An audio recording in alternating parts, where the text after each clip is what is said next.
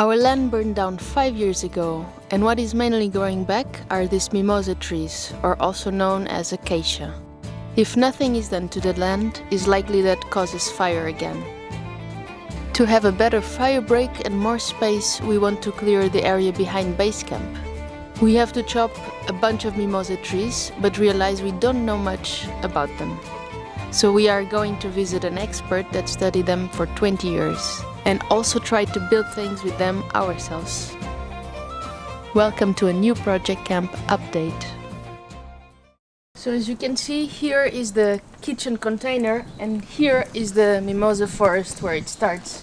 We already started chopping down here, but there is a lot to go still. So before we couldn't start this work because we were not allowed to use power tools as everything was super dry. Soil is now super wet, rain started, and we are now allowed to start full on. Super dense bushy area, so it's difficult to go through, a lot of fallen trees around, and if we find a native tree, we for sure keep it. So this is a public road and will mark the end of our cutting session. This is one of the edges, but we will just leave a bit of a line of trees so we protect a bit from the view. And this is the other edge. So we opened this last year from the lake until base camp so we could water the plants, and we will stop until here. This is the team. It will be a bit fluctuating because it will be rainy and people will come and go all the time, but we're ready to start. Yeah.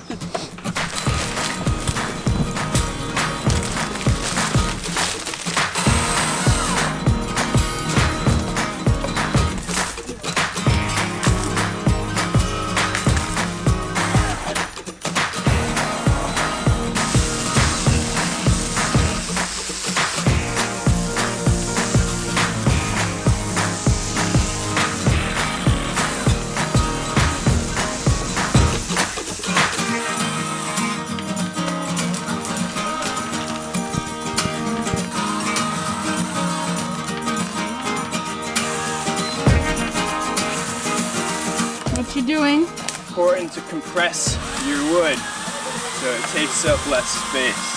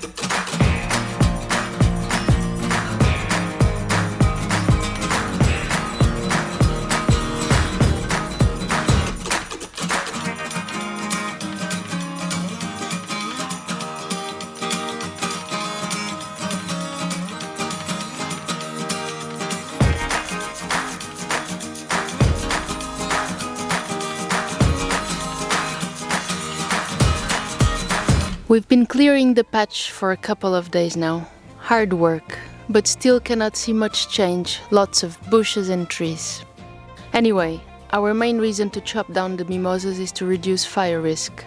Our neighbor Antonio experienced the fire in 2017 and he has it clear. O que eu penso das mimosas é que limpar, devastá-las e deixar uma aqui, outra além para fazer sombra. O resto limpar tudo por causa do incêndio. So we are taking Antonio's advice and we will clear a 10-meter security area around our base camp before we continue with the rest of the patch.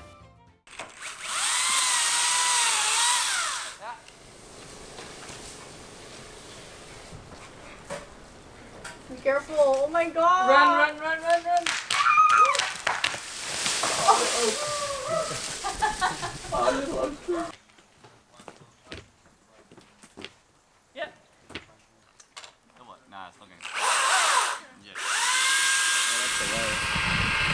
Yep. Yeah. Yippee, yippee, yippee! Yes!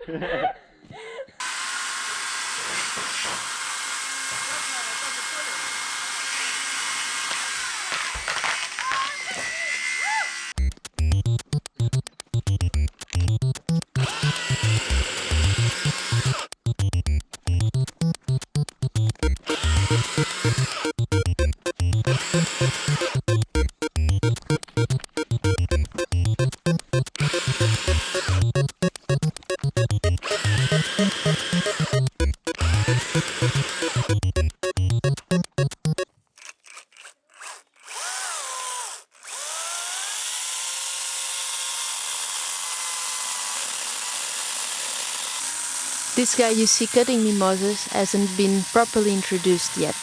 He's the youngest in our group, full of energy and fun. Hey, I'm Tasman, 21 years old and freshly imported from Australia. Just like my mate the Mimosas, but not so invasive. I've been traveling for a couple years and come with a strong passion for plants and native species. I came to Kamp to expand my knowledge on construction and sustainable land management. Outside of Kamp, I enjoy challenging myself and exploring natural spaces. In the future, I'd like to move more into natural resource management, but also still lots to learn. Alrighty, enough talking. Let's get back to work.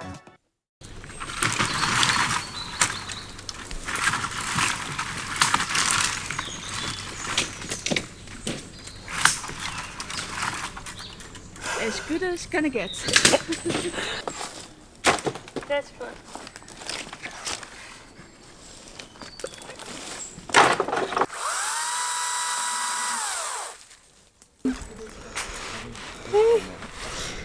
Where was it?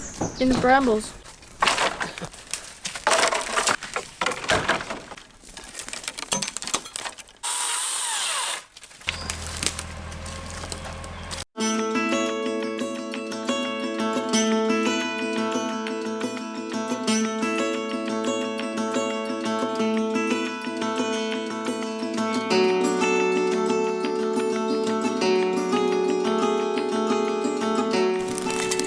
Some little mushroom. Hello, welcome to autumn.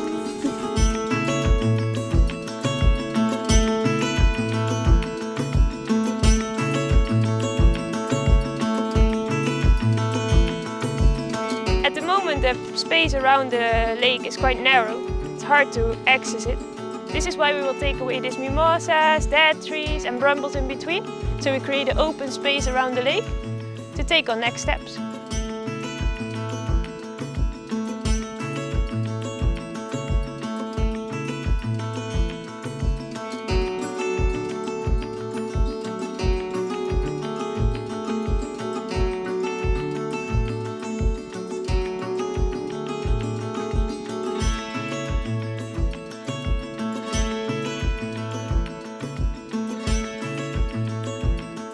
We finally made the way to the lake and we have a clear patch from the back of the container up until here now. And the next step is gonna continue at the back.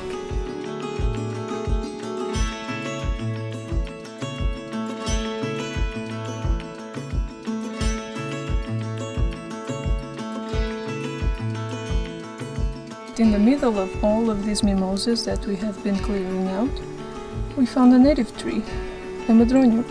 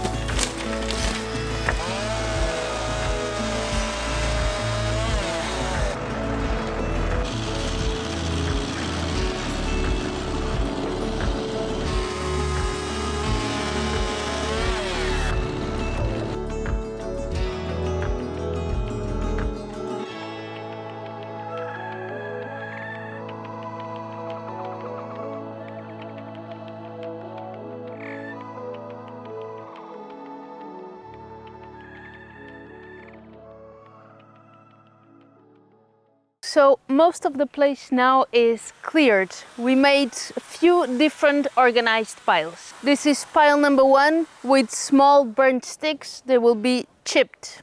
These are piles number 2, which is burnt wood as well, but too thick to be wood chipped. And this is pile number 3. It's the top of the fresh mimosas that will also be for the wood chipper. This pile doesn't have a number. We don't really know what to do. It's the pile of the brambles, and it's not so cool if it's still on the floor because it just gets stuck in our clothes. We make it into a pile. We can't really make fires at the moment, and we don't know what to do with it. For now, it just lays here. These 2 piles are the ends of the fresh mimosas. Because they are fresh, it's not very easy for the wood chipper to chip them, and they are also a bit too thick. So we separate them into different sizes, and they will be used for different projects, as you will see. Although mimosa is all over Portugal, it seems that people don't make stuff with them. The wood is not very strong, but we will do some experiments to find some applications, trying different techniques like carving, weaving, landscaping or carpentry. Let's start with Martijn and Emma. So for our mimosa project we're gonna do some wood carving.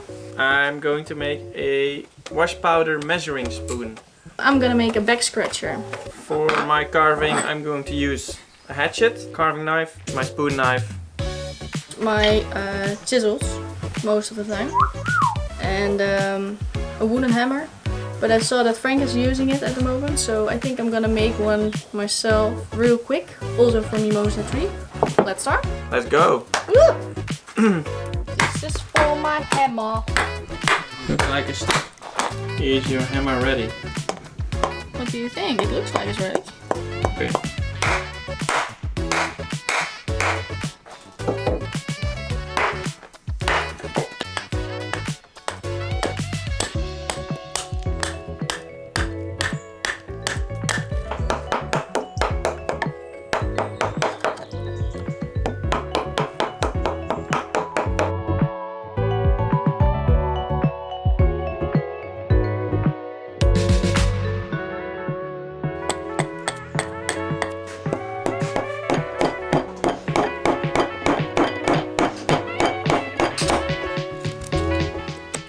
Feels good. Nice sharp knife. I'm going to use my spoon carving knife now to make the hollow space in the spoon. We've got all these cultural differences about how much washing powder should be used. We've got this American guy who says you have to load the whole thing. They always like to go big, you know. We've got this German guy who says it should be 98.5. They're really precise. So to settle this matter, I called my mother. She said it should be 110, so we're going for that. Your mother? My mother, yeah. Gender roles. Yeah.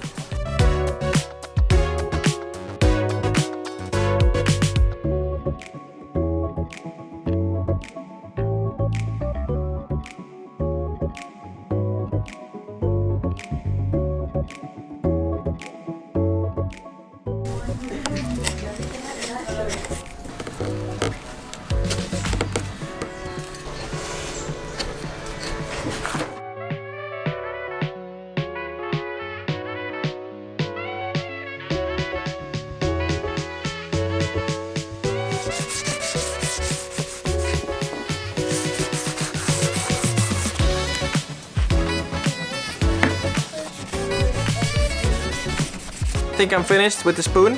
Got a nice scoop, nice interior. I gave it a little bit of sanding on the edges to smoothen them, but I'm gonna leave all these cutting marks. I like the aesthetics of that. Now the wood carving is done. It works actually. It's a nice... Oh, that felt good, eh? Found it.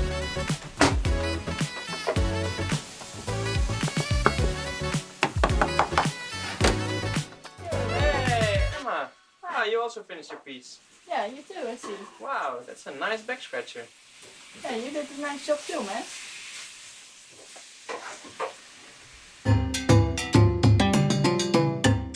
Hey there, I'm Rita, a new volunteer here at Project Kamp, and my Mimosa project is a weaved basket made out of the bark of the mimosas. This was our first prototype, our first experiment with weaving. For this one we decided to go thinner.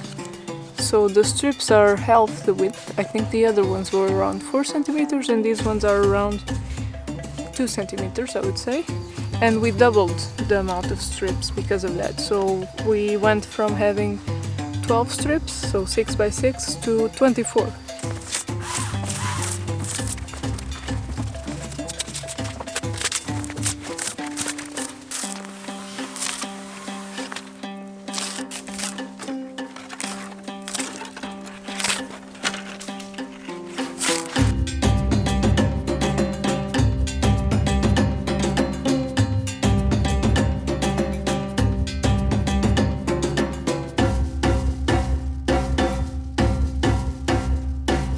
The main principle of weaving is you have vertical lines of material and then horizontal lines.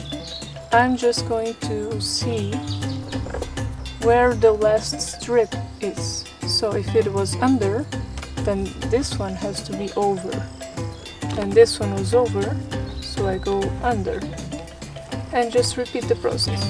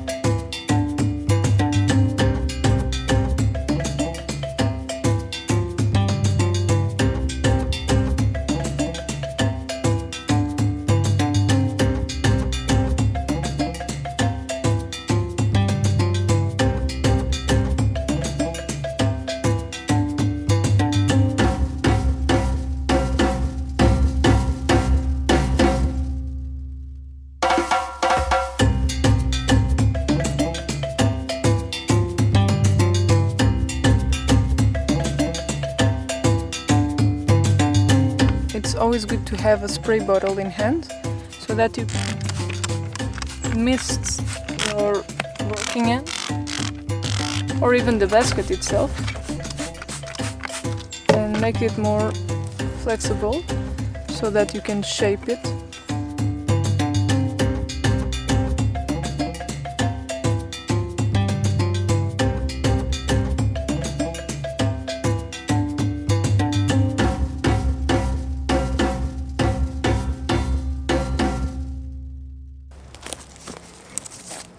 Our basket is finished. It's been 3 or 4 days since I weaved it and you saw the final result. Now it's pretty dry, it's not going anywhere. I kinda like how rough it is, so I don't really mind that there is some irregularity and the shape isn't totally square.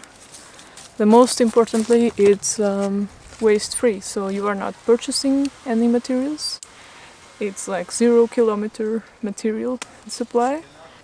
Maybe this will be a really cool research module for you guys to join in and maybe give some other ideas for weaving. Looking forward to find more uses for the mimosa bark because we seem to have an infinite supply of them. Let's see what else happens in the meantime. So now that we have this beautiful pizza table that we also use as a workspace during the week, it turns out that most of our chairs are too low and we cannot work at a comfortable position here. And so I thought it would be nice to have a bar stool to be able to do that.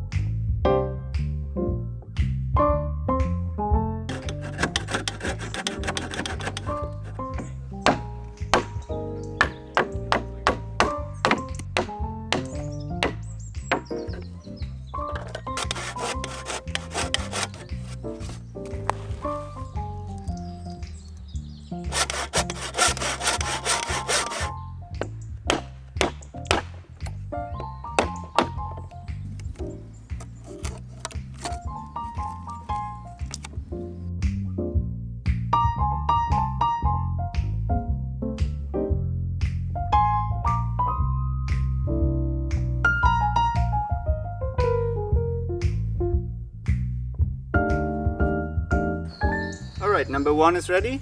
3 more to go.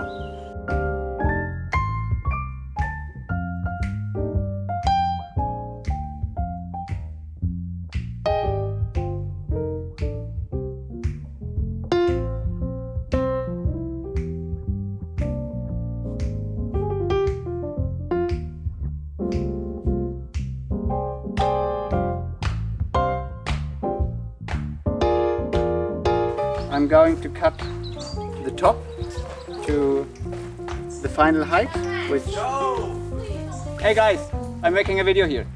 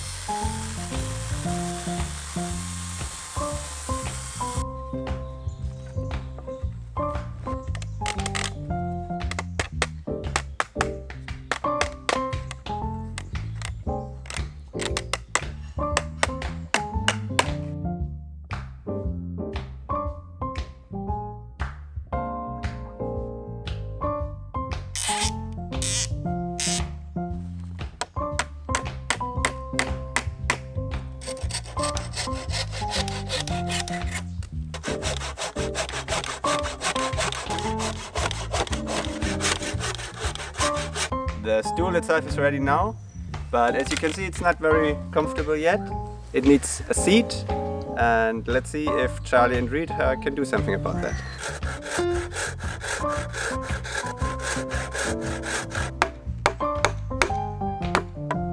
There it goes.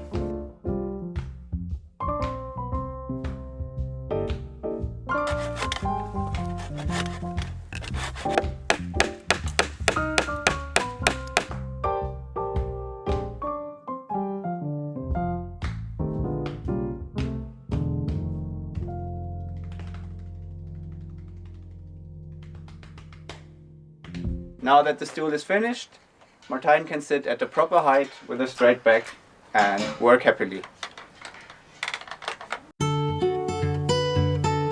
Alright, we're next to the community centre, down on this slippery hill, and Lise and I are going to set up some steps from the Mimosa cut near base camp. So let's see how we go.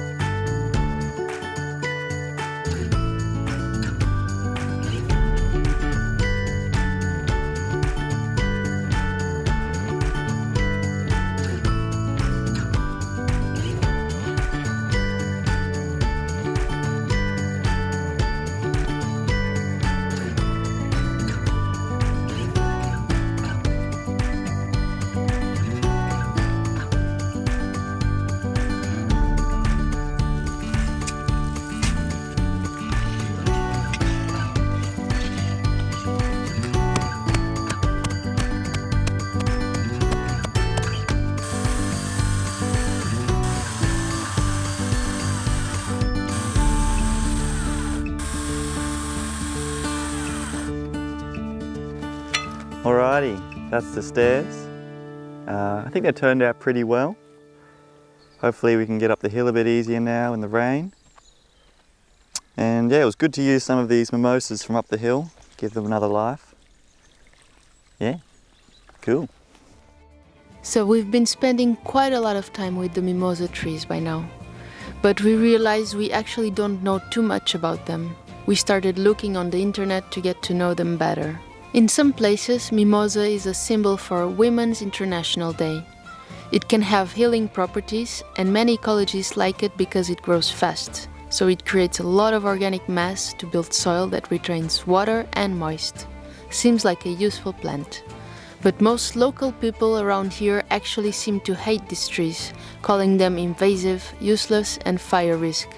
We wanted to understand more about this, so we went to have a chat with an expert that has been working for over 20 years with mimosas to see how he feels about it. My name is Manuel Fernandes. I started to study acacias more than 2 decades ago. Mimosa is a common name that we apply to a plant that the botanists call Acacia dealbata. It comes from Australia, from the southeast Australia and from Tasmania. There it is part of the understory of eucalyptus forests. And if someday the eucalypts are chopped down or there's a forest fire or some other disturbance, then the mimosas, they find a window of opportunity, and for several decades they become dominant until the eucalyptus grow again. They proliferate a lot by seed. They produce lots of seeds every year. They also, when you chop down one acacia, regenerates, but also the root system has the property of emitting new individuals. A single stem of mimosa may grow more than 2 meters per year. That's a lot, of course. And they don't have what we may call natural enemies, as they do on their original area in Australia and Tasmania. Nowadays, it is not easy to use these plants because their use is forbidden by law. Only in special occasions and in special situations we can use them. But I know some experiences of use for making compound for agricultural uses and forestry uses, also for making charcoal. It is very suitable as firewood. And of course, the bark of these plants is widely used for the tanning industry, not any longer in Portugal, but in countries like South Africa and Brazil. We can say that is more or less flammable than other species or other types of vegetation. Depends on the surrounding landscape. When did it rain for the last time? Depends on the age of the plants. That depends on a lot of factors. Most of the people, they have some difficulty in understanding that mimosas are proliferating because of the way we manage our lands. They are more like a symptom. They are more like a consequence than an effect, than a cause of ecological change. Fire is the trigger in most of the occasions, but not only fire. Every mobilization of the soil triggers these species. I think mimosas, in some occasions, they might even be an opportunity, an ecological opportunity. And the only thing we need is to start to research. We feel we know much more about mimosas now. We have to deal with them, but also we can use them. And in the future, much more ideas will come along. You are also welcome to join the discussion in the research module, following the link in the description, where you can also find the full interview with the expert. But still one thing to do to finish the job. We call a friend to bring his wood chipper, and we will chip off some piles to cover our land.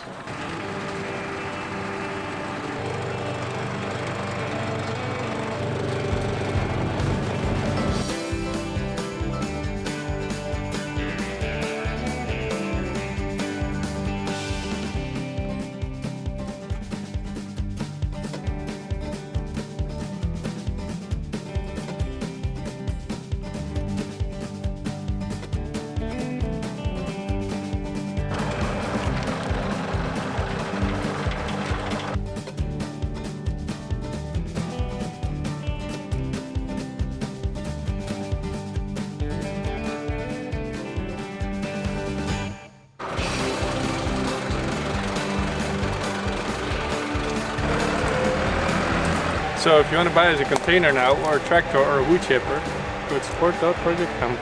So if you have a tractor laying around, you can donate it to us. Could be a tractor that can handle this kind of wood chipper, so we can shred this, get organic matter, start to create soil and regenerate our land.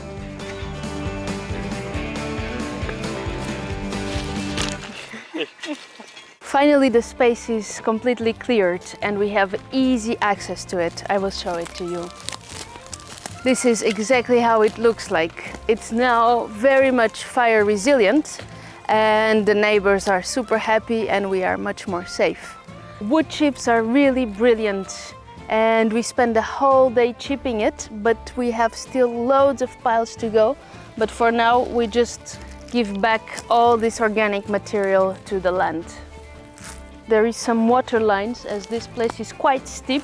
This will help to slow down the water to run through and will just keep more water on this part of the land. This lake was aggressively open before, so there is a lot of erosion happening and the path was coming shorter and shorter. Now we can just walk kind of easily and access some places easier.